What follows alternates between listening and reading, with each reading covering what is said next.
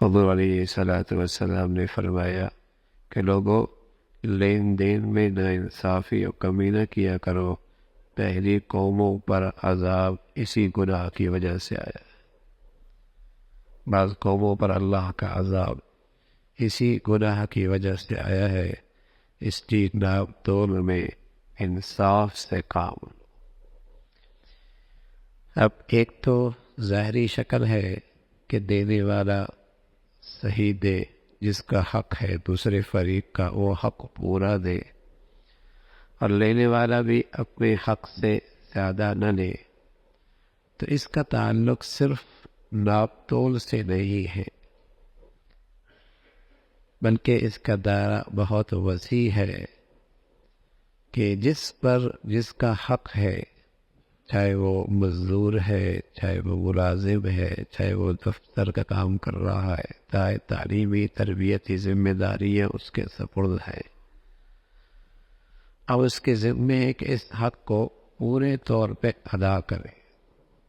اگر اس میں یہ کمی کرے گا تو یہ تطفیف کرنے والا، یعنی حق کی ادائیگی میں کوتاہی کرنے والا ہے، حق کی ادائیگی میں کوتاہی کرنے والا ہے۔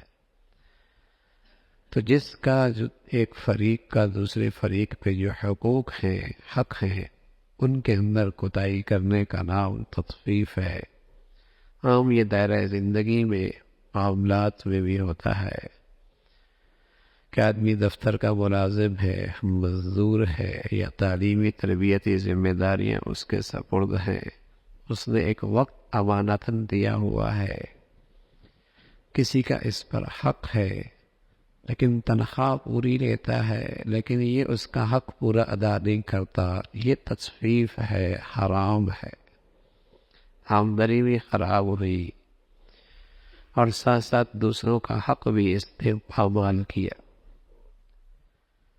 تو فرمایا کہ ناپ تول میں کمی کیا کرو، یعنی ہر ایک فریق دوسرے کا حق پورا طور پہ ادا کرے۔ اللہ کے نبی صلی اللہ علیہ وسلم نے اس شخص کے لیے رحمت کی دعا دی اور برکت کا تذکرہ فرمایا۔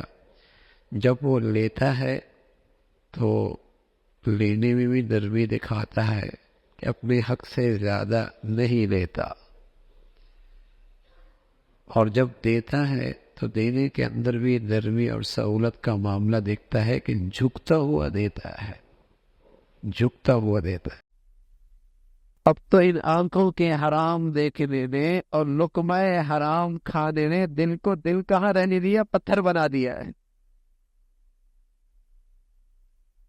ایسی بے حسی ہے، جنازے اٹھاتا بھی ہے، قبر کے اندر منو من مٹی کے نیچے اپنے ہاتھوں سے دباتا بھی ہے، لیکن اس دل پہ زخم نہیں لگتا، اسے چوٹ نہیں لگتی، اس کی غفلت کے پردے نہیں ہٹتے، سینے میں دل کا رہا پتھر ہو گئے اس آنکھوں کے حرام دیکھنے نے، اس بد نظری، اس بد نگاہی۔ اللہ مسلمانوں کے ان تاجروں کو بھی ہدایت نصیب فرمائے، جب بھی کوئی کپڑوں کا موسم آتا ہے تو پورے سڑکوں کو اور معاشرے کو بے حیائی سے بھر دیتے ہیں۔ کیا ان کے رزق میں برکت ہوگی، کیسے ان کا لقمہ حلال بنے گا، کیسے ان کے گھروں میں امن اور سکون اور محبتیں آئیں، کتنوں کو گناہوں پہ مجبور کر رہے ہیں۔ اس حرام دیکھنے نے اور لقمہ حرام میں سینے میں دل کہاں رہنے دیا، پتھر بنا دیے، رخت ہو گئے تھے، نہیں پگھلتے، نہیں اثر لیتے۔ اور وہ محسنوں کا محسن، مالک بادشاہوں کا بادشاہ، وہ مالک حقیقی، جس سے اس کی ساری زندگی کی نعمتیں، ساری زندگی کی بقا جس سے وابستہ ہے، رسوا کرنے پہ آئے تو کون عزت دے سکتا ہے؟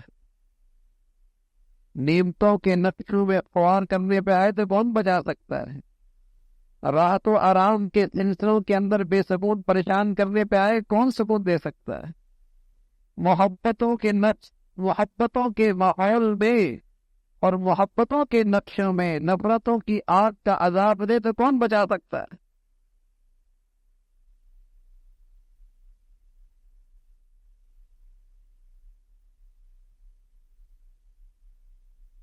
اس ذات کی نافرمانی ہے، دل اس ذات کے خوف سے خالی ہو.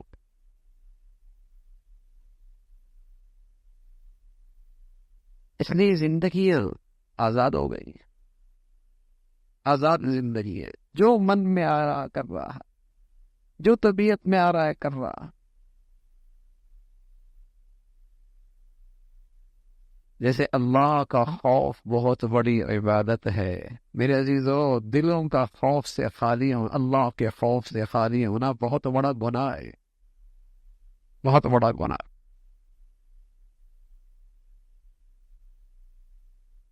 اس شخص کو پھر کوئی پرواہ نہیں ہو، پھر یہ کچھ بھی کر سکتا ہے، پھر کوئی حد نہیں ہے، کہیں رکے گا نہیں، کوئی رکاوٹ ہی نہیں. بعض تلاوت کرنے والے اس درجے سے تلاوت چھوڑ دیتے ہیں کہ ان سے صحیح پڑھا نہیں جاتا، بس شیطان ان کو بہکا دیتا ہے کہ جب صحیح پڑھنا نہیں جاتا تو غلط پڑھنے سے کیا فائدہ. بلکہ بعض لوگ تو یہ کہہ دیتے ہیں غلط پڑھنے سے اور گناہ ہوتا. حضرت رحمۃ اللہ فرمانا کہ صاحبو اس غلطی کو سمجھ لیجئے، غلط پڑھنے سے گناہ اس وقت ہوتا ہے جب صحیح پڑھنے پر قدرت ہو اور لاپرواہی سے غلط پڑھا جائے، ورنہ ایسے پڑھنے والے کو جو شوق سے پڑھتا ہے مگر غلطی دور کرنے پر اس کی قدرت نہیں، دو چند ثواب ملتا ہے، دگنا ثواب ملتا ہے. سبحان اللہ. صحیح کی کوشش کر رہا ہے، صحیح طور پہ الفاظ نکلتے نہیں لیکن پڑھنا نہیں چھوڑتا، اس تکلیف کا اجر بھی ملے گا اور اس تلاوت کا اجر بھی ملے گا، دگنا اجر ملے گا. شیطان بیکار طبیعت صحیح پڑھنا نہیں ہے، پڑھنے کا فائدہ کیا، بلکہ الٹا گناہ ہی ہوگا. اللہ ہے، اللہ بڑا قدردان ہے، بڑا قدردان ہے. تلاوت کرتا رہے، تلاوت کرتا رہے. حق تعالیٰ دن کو دیکھتے ہیں، اور ایک تلاوت ہی پر کیا شبہ ہے، ہماری عبادت کوئی بھی تو ایسی نہیں، پھر سب چھوڑ دیں،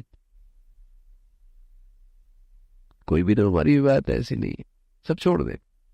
نبیہ کوشش کرتے رہے، صحیح کرتے رہے، اللہ رب العزت انشاءاللہ اسی کو قبول فرماتے رہے.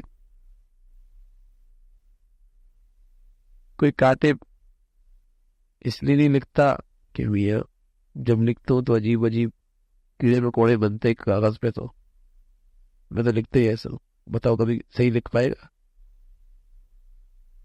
کوئی دیکھے گا تو کیا بولے گا؟ میاں لکھتا رہے، اس سے تو ٹھیک ہو جائے گا.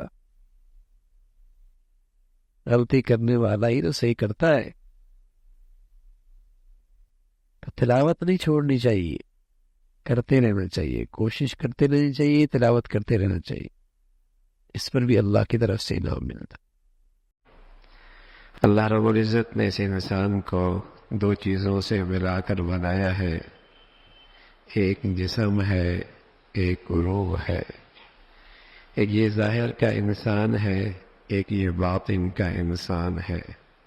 لیکن وہ اندر کا انسان حقیقی انسان ہے. یہ جسم اس کی ایک ضرورت ہے. یہ جسم اس اندر کے انسان کو دنیا میں کے بعد برزخ تک لے جائے گا، پھر وہ اندر کا انسان اللہ کی طرف چلا جائے گا، یہ لاشا رہ جائے گا. جب وہ اندر کا انسان نکلتا ہے تو لوگ کہتے ہیں فلاں چلا گیا، لاش تو پڑی ہے، فلاں چلا گیا، حالانکہ وہ لاش وہاں پڑی ہوتی ہے. اصل وہ اندر کا انسان ہے، وہ اندر کا انسان ہے. وہ چلا گیا تو کہا جاتا ہے انسان چلا گیا. یہ ظاہری جسم اس کی خدمت کے لیے ہے. جیسے سونے کی ایک قیمتی ہیرا ڈبیا میں رکھا جاتا ہے تو ڈبیا اس کی حفاظت کے لیے ہے. اصل وہ اندر کا ہیرا ہے، قیمت اس کی ہے. قیمت اس کی ہے، وہ ڈبیا اس کی حفاظت کے لیے ہے۔ لیکن اگر کوئی نادان اس ہیرے کی فکر نہ کرے اور اس ڈبیا ہی کو سنبھالتا پھرے تو کیا کہیں گے؟ میاں عقل کوئی نہیں ہے، اس کی عقل کوئی نہیں ہے۔ تو میرے عزیزو، اسی طرح یہ انسان تو باہر کا ایک پنجرا ہے، ڈھانچہ ہے، اندر کے انسان کی حفاظت کے لیے ہے۔ آج ساری دنیا اس ظاہری جسم کو سنوارنے پہ، حفاظت پہ لگی ہے، اور اندر کے انسان کی کسی کو فکر ہی کوئی نہیں۔ اور کہتے کیا ہے؟ بڑا ہوشیار ہے، بڑا سمجھدار ہے، بڑا ہی عقل مند ہے۔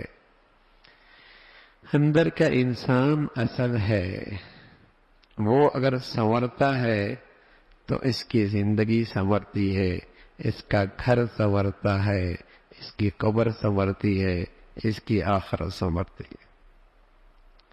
اور اگر اندر کا انسان خراب ہے تو اس کا گھر خراب ہے، اس کی زندگی اجڑی ہوئی ہے، اس کی موت تکلیف دہ ہے، کل کی زندگی اس سے زیادہ تکلیف کا باعث۔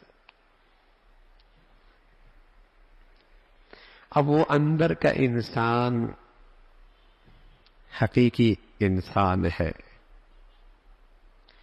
اس کی صحت، اس کی غذا، اس کی دوا، اس کا علاج، اس کا طبیب، اس کا مطب، وہ بھی ایک زندگی ہے۔ جب یہ جسم بیمار ہوتا ہے تو اسے غذا کی چاہت نہیں رہتی، غذا کی چاہت نہیں رہتی۔ اسے زبردستی بھی کھلایا جائے تب بھی اس کے لیے کھانا بڑا مشکل ہوتا ہے۔ بیمار ہے، غذا کی طرف رغبت ختم ہو گئی۔ ایسی میرے عزیزو، یہ فرائض، یہ واجبات، یہ سنن، یہ نوافل، یہ اندر کے انسان کی غذا ہے، لیکن جب اندر کا انسان بیمار ہو جائے تو ان چیزوں کی طرف رغبت نہیں رہتی، ان چیزوں کی طرف رغبت نہیں رہتی، دلچسپی ختم ہو جاتی ہے، شوق نہیں رہتا۔ صبح آنکھ کھلتی ہے، کھڑا نہیں ہو سکتا، آنکھ کھلتی ہے، کھڑا نہیں ہو سکتا۔ جانتا ہے یہ بڑی قیمتی غذا ہے، لیکن بیمار ہے، ہمت اور حوصلہ ہی نہیں کہ اس کے لیے کھڑا ہو سکے، قدم اٹھا سکے۔ اس کے دسترخوان پہ مزے کے کھانے پڑے ہیں، لیکن جسمانی طور پہ بیمار ہے، رغبت ہی نہیں ہو رہی۔ کہتے ہیں آدھی روٹی کھا لو، چند لقمے ہی کھا لو، چند لقمے ہی کھا لو۔ اسی طرح جب یہ اندر کا انسان بیمار ہوتا ہے تو اس نیکیوں کی، اس غذا کی طرف رغبت ختم ہو جاتی ہے، رغبت نہیں رہتی۔ اور سبحان اللہ، سبحان اللہ، اگر اندر کا انسان صحت مند ہو تو پھر نیکیوں کی طرف ایسی رغبت ہوتی ہے، جب تک غذا نہ کھائے کسی چیز میں مزہ ہی نہیں آتا۔ امام یوسف رحمۃ اللہ علیہ قاضی اور قضات ہے، وقت کے سب سے بڑے جج، ہمارے ججوں کی طرح نہیں، قاضی اور قضات سب سے بڑے جج تھے۔ روزانہ 200 رکعت نفل پڑھنے کا بلا ناغہ معمول تھا۔ تمام انتظامی معاملات، تمام انصاف کے تقاضے، تمام اجتماعی ذمہ داریاں اور گھریلو اور نجی زندگی کے تمام حاجات اور ضروریات پورا کرنے کے ساتھ ساتھ روزانہ 200 رکعت نوافل کا اہتمام تھا۔ ہاں، جب اندر کی صحت ہو جائے تو پھر یہ چیزیں زندگی کا ایسا معمول بن جاتی ہیں کہ اس کے بغیر وقت نہیں گزرتا، مزہ نہیں آتا۔ نبی کا آخری حق میرے عزیزو، جس کے لیے میرے پیارے نبی نے دندان تہید کروائے، آپ کے جوتے مبارک، پاؤں مبارک خون میں لت پت ہوئے، جس کی وجہ سے آپ کی 2 بیٹیوں کو طلاق ہوئی، جس کی وجہ سے آپ کے پیارا چچا سید الشہداء حمزہ کے جسم کے ٹکڑے ہوئی ہے، جس کی وجہ سے میرے نبی کے پیارے نواسے حسن حسین خون میں تڑپتے رہے۔ اور میرے عزیزو، جس کی خاطر میرے نبی کے بہت پیاروں نے بہت قربانی دی، آپ خود وطن سے بے وطن ہوئے، گھر بار چھوڑا، گھر میں فاقے برداشت کیے، وہ کیا چیز ہے؟ وہ میرے نبی کی زندگی کا گلشن ہے، میرے نبی کی دین کا گلشن ہے۔ اس امت پر میرے نبی کا حق ہے کہ اس گلشن کو سنبھال کے رکھے، اس گلشن کو کھاد بھی دے، پانی بھی دے، اس کو سبز و شاداب رکھے۔ اللہ کے نبی کی دین کی حفاظت، اس کی اطاعت، یہ بھی اس امت پر میرے نبی کا حق ہے۔ کبھی تصور نہیں تھا پہلے مسلمانوں میں کہ مسلمان تاجر ہو، زارع ہو، کاشتکار ہو اور نبی کے دین کا کام کرنا ہو، کبھی نہیں تھا۔ جب سے مسلمان کا نہ مال لگ رہا ہے، نہ جان لگ رہی ہے، نہ اولاد لگ رہی ہے، نہ وقت لگ رہا ہے، اس وقت سے مسلمانوں کے گھروں سے دین کی ناقدری شروع ہو، قدر نہیں رہی۔ ایک موبائل گر جائے ایسا لگتا ہے دل پہ چوٹ لگ، نئی گاڑی میں بچہ خراش مار دے ایسا لگتا ہے دل پہ خراش مار دے، کیوں؟ پیسہ لگا، وقت لگا۔ اور میرے نبی کا دین پورے گھر سے سارا ہی مٹ جائے اور اس کی شادیوں سے سارے ہندو طریقوں نے رواج پا لیا ہو، مجال ہے کان پہ جوں بھی رینگے، ماتھے پہ بل بھی آئے، نہ قدری کیوں آئی، اس دین پہ اس کا لگا کیا ہے؟ وہ تو حضرت صدیق سے پوچھو بھائی، میرے نبی فرمایا کرتے تھے اللہ میں نے سب کو سب کا بدلہ دے دیا، ایک صدیق ہے اس کا بدلہ نہیں دے سکتا، اس نے اتنا کچھ میرے لیے کیا ہے میرے دین کے لیے، میں اس کا بدلہ نہیں دے سکتا۔ پھر صدیق سے پوچھو دین کی کیا قیمت ہے؟ فرمایا کرتے تھے اَيَنْقُصُ الدِّينُ وَأَنَا حَيٌّ، اَيَنْقُصُ الدِّينُ وَأَنَا حَيٌّ، دین مٹے صدیق زندہ رہے یہ میرے جیتے جی نہیں ہو سکتا، صدیق کے جیتے جی یہ نہیں ہو سکتا کہ اللہ کا دین مٹے اور صدیق زندہ بیٹھا رہے، یہ نہیں ہو سکتا۔ ہاں میرے عزیزو، میرے نبی کا حق ہے کہ اس گلشن کے لیے میں نے کیا کیا ہے، کتنا وقت لگا، کتنی زندگی لگی، کتنا سرمایہ لگا، کتنی سوچ لگی، کتنی فکر لگی۔ ہر شخص اپنی زندگی کے ایک دائرے میں کھڑا ہے جہاں اس کی بات سنی جاتی ہے، جہاں اس کی بات کا احترام ہوتا ہے، جہاں اس کی لوگ بات اس کی عزت کرتے ہیں، جہاں اسے لوگ سنتے ہیں۔ ہر شخص جس دائرے میں ہے میرے عزیزو، اس دائرے میں رہ کر بھی اپنے پیارے نبی کا دین زندہ کر سکتے۔ ایک تو اپنا سراپا، اپنا اخلاق، کردار ایسا بنائے کہ خود وہ دعوت بنے، خود وہ دعوت بنے، اور ساتھ ساتھ اپنی صلاحیتیں، اپنے وسائل، اپنی زندگی، اپنے اوقات یہ بھی استعمال کر سکتا ہے کہ میں اللہ کا دین کا داعی ہوں، میں اللہ کے دین کا سپاہی ہوں، میں اللہ کے دین کا چوکیدار ہوں، یہ میں نے کرنا ہے۔ جب مسلمان اس پہ کچھ لگاتے تھے پھر ان کا دل دکھتا تھا، پھر ان کے اندر درد اٹھتا تھا، اللہ کا دین مٹ، اللہ کا دین مٹ۔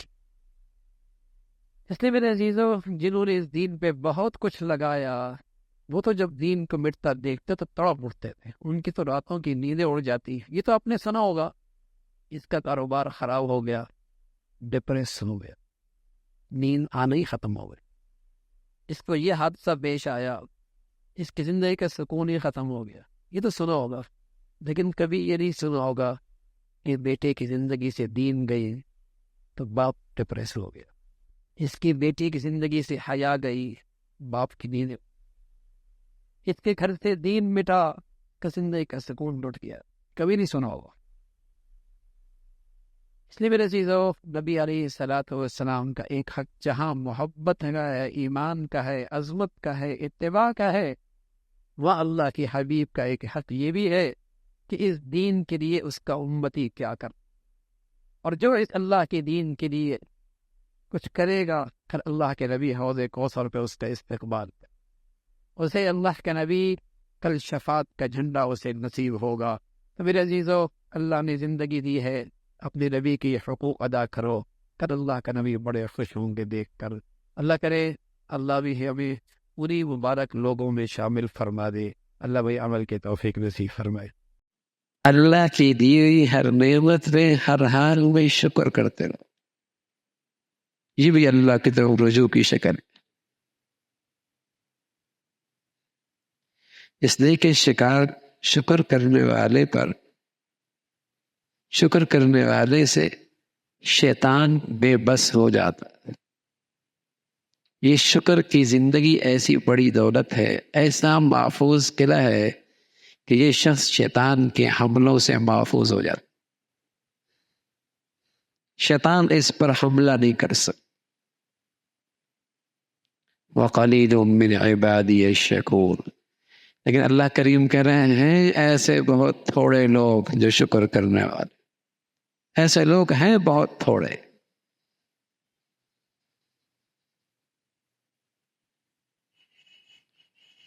تو اللہ کی دی ہوئی نعمتوں پہ ہر حال شکر ہو۔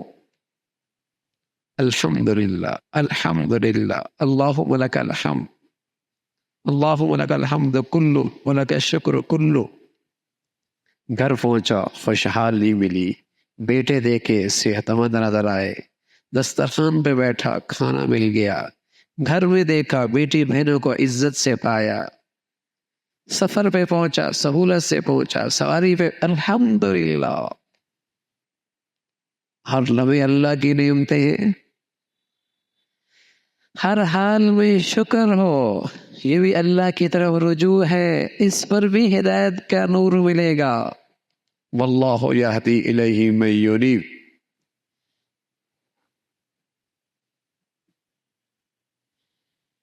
واللہ یہدی الیہ من ینیب۔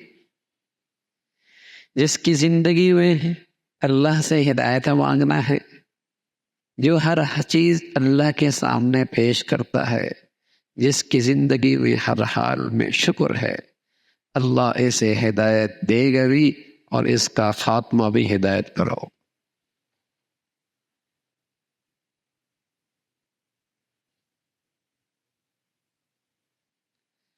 اس لیے کہ اس سے شیطان ہار جاتا ہے، شکر کرنے والے سے شیطان ہار جاتا، مایوس ہو جاتا ہے۔ ہر حال میں اللہ کا شکر ہو۔ کیا کچھ نہیں دے رکھا ہے اس کریم مولا نے، کیا کچھ نہیں دے رکھا ہے۔ سماعت دیکھیے، گویائی دیکھیے، بینائی دیکھیے، ظاہر دیکھیے، اندر کا نظام دیکھیے، سبحان اللہ۔ وَإِن تَعُدُّوا نِعْمَتَ اللَّهِ لَا تُحْصُوهَا، گننے پہ آؤ تو گن بھی نہ سکو۔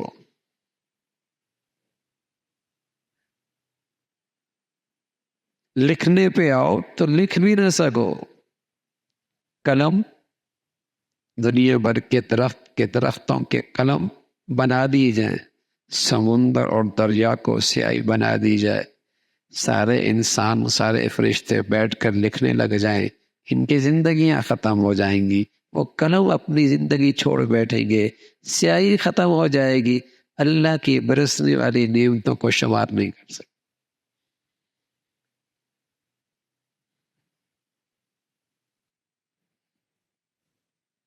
ہر حال میں اللہ کا شکر ہو۔ ہمارے بزرگوں نے یہ ایسے آسان نسخے بتائے، کون چلے کاٹے گا، کون مجاہدے کرے گا، کون جنگلوں میں بیٹھے گا، کون پہاڑوں میں بیٹھے گا۔ ہاں، بڑے لوگ بڑے مجاہدے کیا کرتے تھے۔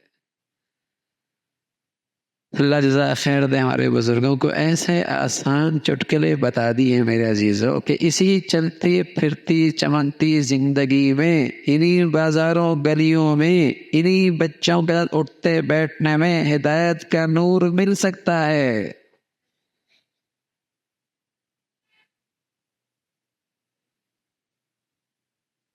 اسی اچھے کھاتے پیتے لباس پوشاک میں، انہی گھروں میں رہتے، انہی گلی بازاروں میں چلتے پھرتے، انہی بچوں کے ساتھ اٹھتے بیٹھتے ہدایت کا نور مل سکتا ہے. واللہ یہدی الیہ من یریب. پیش تو کرو اللہ کے سامنے اپنے آپ کو، رجوع تو کرو اس کی طرف.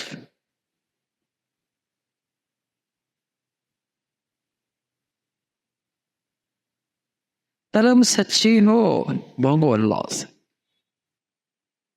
ہر حاجت اللہ کے سامنے ہر حال میں پیش کرو. اللہ کی دی نعمتوں پہ شکر کی عادت بناؤ. ہر حال میں شکر کرتے رہو. ہدایت کا نور محفوظ رہے، شیطان اسے نہیں لے سکتا. مصیبت کو ہلکی کرنے کی تدبیر یہ ہے کہ آدمی اپنے گناہوں کو یاد کرے کہ اللہ نے سستا چھوڑا، یہی معاملہ صاف کر دیا، یہی معاملہ صاف کر دیا.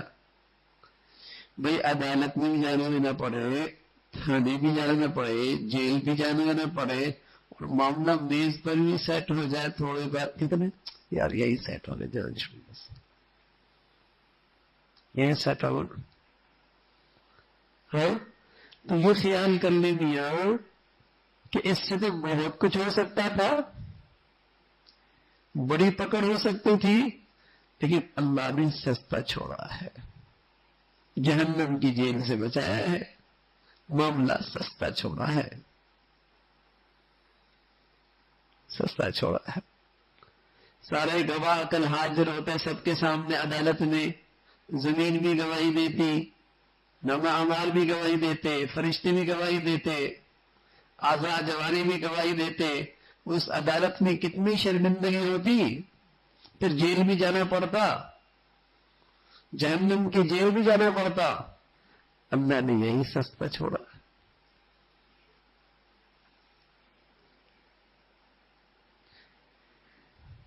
آسان معاملہ کر لیا کہ اس شرمندگی سے، اس مصیبت سے بچا لیا. تو تکلیف کے موقع پہ اس کو سوچا کرے، اپنے گناہوں کو، کہ اللہ نے سستا چھوڑا. مصیبت کے ثواب کو یاد کریں. اللہ کے نبی صلی اللہ علیہ وسلم نے بتایا کانٹا بھی چبھے بندہ مومن کو، اللہ اس پر بھی اجر عطا فرماتے ہیں. اجرہم بغیر حساب. سب کو تو اللہ گن گن کے دیں گے، اس عمل کا اتنا، اس عمل کا اتنا، اس عمل کا اتنا، لیکن مصیبت پر صبر کرنے والے کو اتنا دیں گے کہ وہ حساب کوئی نہیں. یوفی الصابرون اجرہم بغیر حساب. کیا مزہ آ گیا؟ تو اس سے مصیبت ہلکی ہو جاتی ہے. اس کو سوچے. بس اوقات ہم کسی مصیبت زدہ کے پاس جاتے ہیں، اسے اور پریشان کر دیتے ہیں، انہیں بڑے کمزور ہو گئے ہو، کس مصیبت میں چلے گئے ہو. اور ایسی دکھ بھری اس کہانی اس کے سامنے پیش کرتے ہیں، وہ بیچارہ اور پریشان ہو جاتا ہے. تھانے رحمت اللہ فرمایا کرتے تھے بھائی مریض کے پاس جاؤ تو یوں کہ آج تو آپ کا چہرہ بڑا اچھا لگ رہا ہے، تمہارے یہ کہنے میں کیا آ رہی ہے؟ اس کا حوصلہ بڑھ جائے گا. آج تو بڑے اچھے لگ رہے ہو، آج تو بڑے اچھے لگ رہے ہو. اور سچ بات ہے، مومن کے لیے کیا مصیبت ہے بھائی دنیا میں؟ کمائی ہی کمائی ہے. یہ برکت آنکھوں سے نظر نہیں آتی. مال مل جائے تو نظر آتا ہے، زمین مل جائے تو نظر آ جاتی ہے، بیٹا مل جائے تو نظر آتی ہے، گھر مل جائے تو نظر آ جاتا ہے، اور کوئی مادی چیزیں مل جائیں تو آنکھوں سے آدمی دیکھ لیتا ہے یار اس کے پاس یہ چیز بھی ہے، اس کے پاس یہ چیز بھی ہے، اس کے پاس یہ چیز بھی ہے. برکت نظر نہیں آتی. برکت تو برکت والوں کے ساتھ رہو تو پتہ لگتا ہے بھائی اس کی زندگی بڑی مبارک ہے. یہ دیکھنے سے نظر نہیں آتی.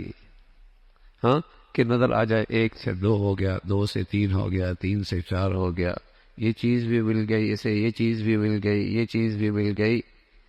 یہ اللہ کی ایک خاص عطا ہے، یہ اللہ کی ایک خاص عطا ہے کہ نعمتوں کے اندر وہ نفع رکھ دے جو بڑی بڑی چیزوں کے اندر سے نفع حاصل نہ ہو، چھوٹی چھوٹی نعمتوں کی شکلوں میں وہ نفع رکھ دے، وہ فوائد رکھ دے، وہ لذت رکھ دے، وہ راحت رکھ دے، وہ برکت وہ سکون رکھ دے، وہ نفع رکھ دے جو بڑے بڑے نقشوں سے حاصل نہ ہو. یہ برکت ہے. برکت ہے تو جب برکت کوئی بہت ہی بڑھیا چیز ہے تبھی تو اللہ اپنے دونوں پیغمبروں کے بارے میں کہہ رہے کہ ہم نے ابراہیم پر بھی برکت نازل فرمائی، اسحاق پر بھی برکت نازل فرمائی. کوئی بہت ہی بڑھیا چیز ہے اور اس میں انسان کا اختیار نہیں ہے. انسان کا اختیار نہیں ہے، یہ براہ راست اللہ کی طرف سے آتی ہے. جس کی زندگی اللہ مبارک فرما دے، جس کا گھر اللہ مبارک فرما دے، جس کا مال اللہ مبارک فرما دے، جس کی جوانی میں اللہ برکت دے دے، کسی کی اولاد میں برکت دے دے، کسی بھی نعمت میں اللہ رب العزت برکت عطا فرما دے تو بہت بڑھیا چیز ہے. اس لیے رسول کریم صلی اللہ علیہ وسلم اکثر برکت کی دعا فرمایا کرتے تھے، اور یہ دعا بھی بڑی بڑھیا دعا ہے. اللہم بارک لی فی الموت و فیما بعد الموت. اللہ میری موت میں برکت دے، موت میں برکت. اللہ میری موت کے بعد کی زندگی میں برکت دیتے، یعنی موت میں وہ راحت ملے، وہ مزہ ملے، وہ سکون ملے، وہ اطمینان ملے. اللہ میری موت میں برکت دے. اے اللہ میری موت کے بعد کی جو زندگی ہے نا اسے مبارک بنا دے، مبارک بنا دے. تو کوئی نہ خوش نصیب آدمی ہو جس کا جینا بھی برکت والا، جس کا مرنا بھی برکت والا، جس کا اٹھنا بھی برکت والا.